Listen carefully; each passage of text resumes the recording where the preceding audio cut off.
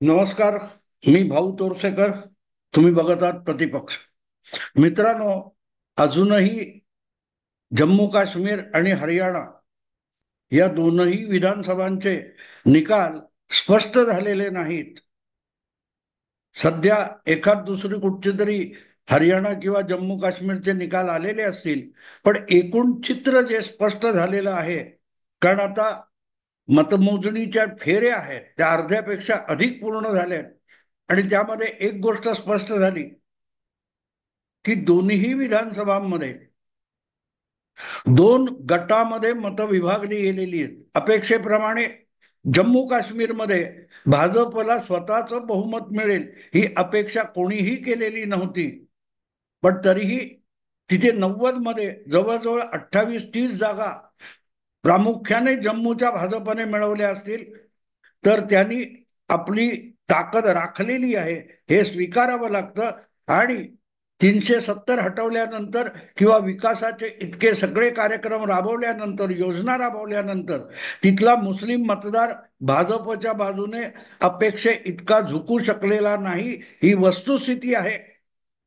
पण महत्वाचा विषय जम्मू काश्मीर नाहीच आहे, विषय हरियाणाचा होता.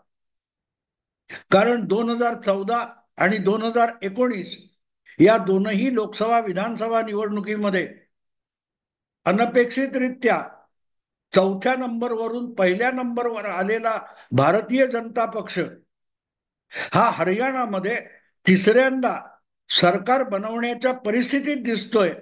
आणि त्यामुळे अर्थातच भाजपवाल्यांनी जर फुशारक्या मारल्या, या विजयाचं श्रेय घेतलं, तर नवल नाही, हा परत एकदा मोदींचा विजय आहे, भाजपचा विजय आहे वगैरे वगैरे भाजपवाले सांगणार. आणि तितकंच तावातावाने यावर जर काँग्रेसवाल्यांनी लढायला सुरुवात केली किंवा भाजप विरोधकांनी, उदाहरणार्थ उद्धव बाळासाहेब ठाकरे वगैरेंनी ईव्हीएमच्या नावाने लढायला सुरुवात केली, तर मला नवल वाटणार नाही.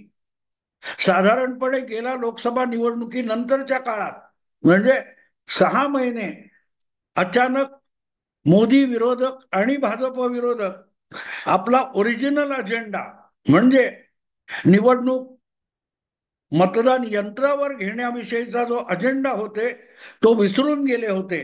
आता परत एकदा हरियाणाने ईव्हीएमच्या नावाने रडगाणं सुरू करण्याची संधी विरोधकांना दिलेली आहे. कालपर्यंत जे, अगदी कालपर्यंत कशाला, आज मतमोजणी सुरू झाल्यानंतर जे तावातावाने हरियाणामध्ये मोदींची लाट कशी उसरली, आणि हरियाणाच नव्हे तर सगळ्या देशातून मोदी लाट कशी ओसरली आहे, मोदींची जादू कशी संपली आहे, ते बोलत होते. ते हळूहळू करत जेव्हा प्रत्यक्ष मतमोजणी सुरू झाली, तेव्हा निवडणूक आयोग, मतदान यंत्र, मतमोजणी याच्याविषयी दूषणं द्यायला सुरुवात केली. त्यातून त्यांची पराभूत मनोवृत्ती स्पष्ट होते. सुरुवातीपासून मी एक सांगत आलो लोकसभेच्या निकालापासून की भाजपचा पराभव फेक नॅरेटिव्हने केला, हे मला अजिबात पटलेलं नाही. भाजपचा लोकसभा निवडणुकीत पराभव झाला हाच फेक नॅरेटिव्ह आहे, हे मी परत परत सांगत राहिलो. आणि त्याची साक्ष हरियाणाने दिलेली आहे. जम्मू काश्मीरमध्ये बघायचं तर जम्मू काश्मीरमध्ये लोकसभेच्या निवडणुकीत जम्मूचा निकाल वेगळा आणि काश्मीर खोऱ्याचा निकाल वेगळा होता. त्याचंच प्रतिबिंब जसंच्या तसं आत्ताच्या विधानसभा निवडणुकीत देखील पडलेलं दिसतंय. आणि विधानसभा हरियाणा बघितली आपण तर लोकसभा आणि आताच्या निकालामध्ये फार मोठा फरक पडलेला आहे. हरियाणामध्ये लोकसभेच्या 10 जागा आहेत आणि 10 पैकी 5 जागा काँग्रेस पक्षाने आणि 5 जागा भाजपने जिंकल्या होत्या.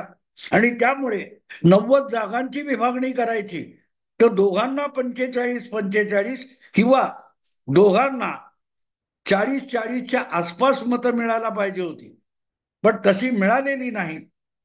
आणि कालपर्यंत काँग्रेसमध्ये लठ्ठालठ्ठी चालू होती की काँग्रेसचंच सरकार बनणार आहे.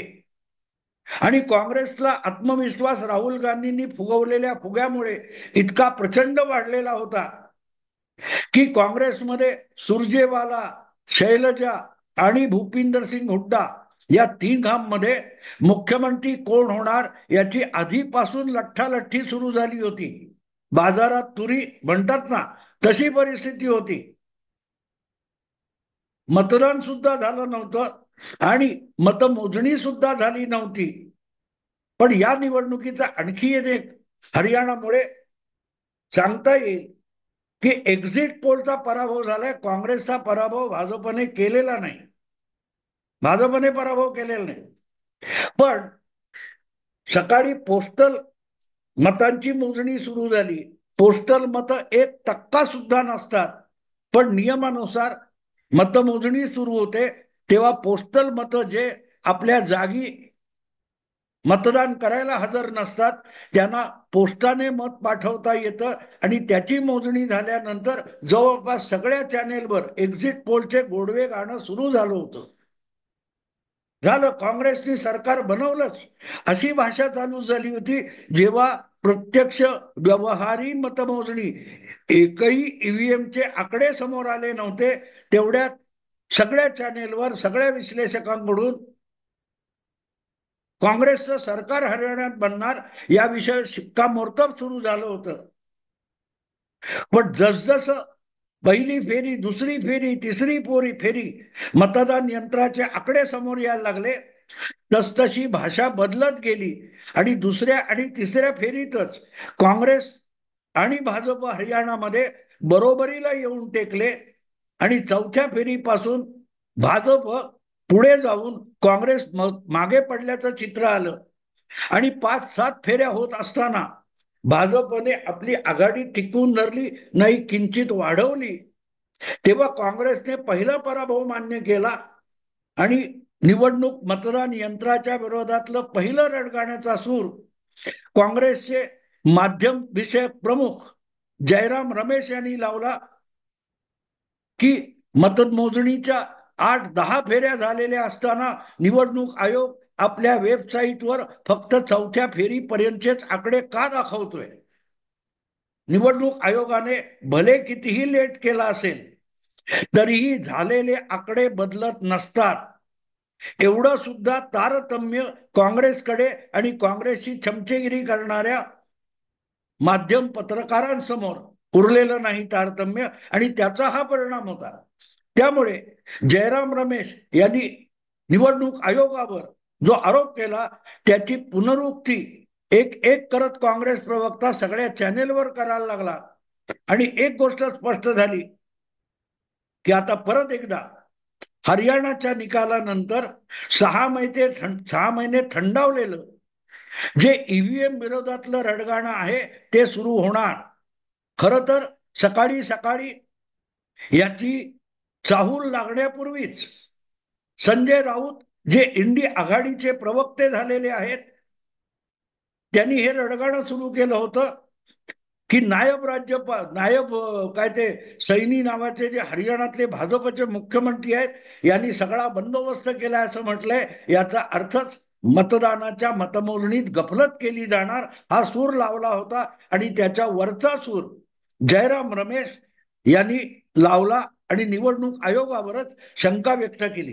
त्यामुळे मित्रांनो, आता महाराष्ट्राची निवडणूक, झारखंडची निवडणूक, दिल्लीची निवडणूक, बिहारची निवडणूक या पाठोपाठ विधानसभेच्या निवडणुका येऊ घातलेल्या आहेत आणि त्या निमित्ताने मी आत्ताच तुम्हाला सांगतो की आणखीन 1 दिवसात किंवा 2 दिवसात किंवा पुढच्या 12 तासात परत एकदा काँग्रेस आणि भाजप विरोधकांचा तोच जुना सूर जोर जोरात चालवायला सुरू होणार.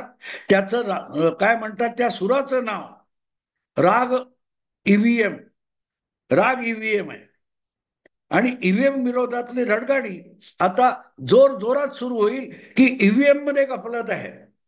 यांचं लॉजिक, यांचं तर्कशास्त्र अगदी सोपं आहे. भाजप जिंकला की ईव्हीएम गडबड करते, पण भाजप हरला की मात्र ईव्हीएम बरोबर असतं. लोकसभेमध्ये भाजपने बहुमत गमावलं, त्यानंतर कोणीही ईव्हीएमची तक्रार करत नव्हता. कोणीही ईव्हीएमची तक्रार करत नव्हता. आता सुद्धा ईव्हीएम वरच जम्मू काश्मीरमध्ये मतदान झाले, ते बरोबर आहे. पण हरियाणामध्ये ईव्हीएम गडबड करते किंवा निवडणूक आयोग गडबड करतोय, हे टाहो फोडून सांगणं, इथेच तुम्हाला कळतं की यांना पराभव पचवता येत नाही आणि यश सुद्धा पचवता येत नाही. तुम्ही जिंकलात तेव्हा सुद्धा तुम्ही म्हणायला पाहिजे होतात की ईव्हीएम मध्ये गडबड आहे. काँग्रेस 52 वरून 99 आली तरीही ईव्हीएम मध्ये गडबड आहे, तो आमचा किंवा राहुल गांधींचा विजय नाही, हेच म्हणायला पाहिजे होतं.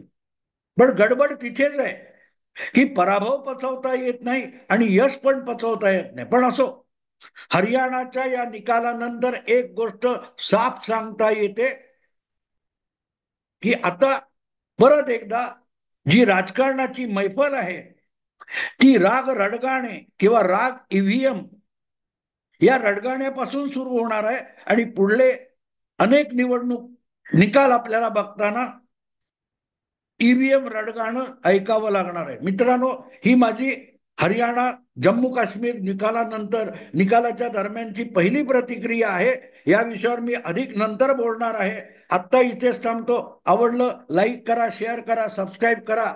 नमस्कार.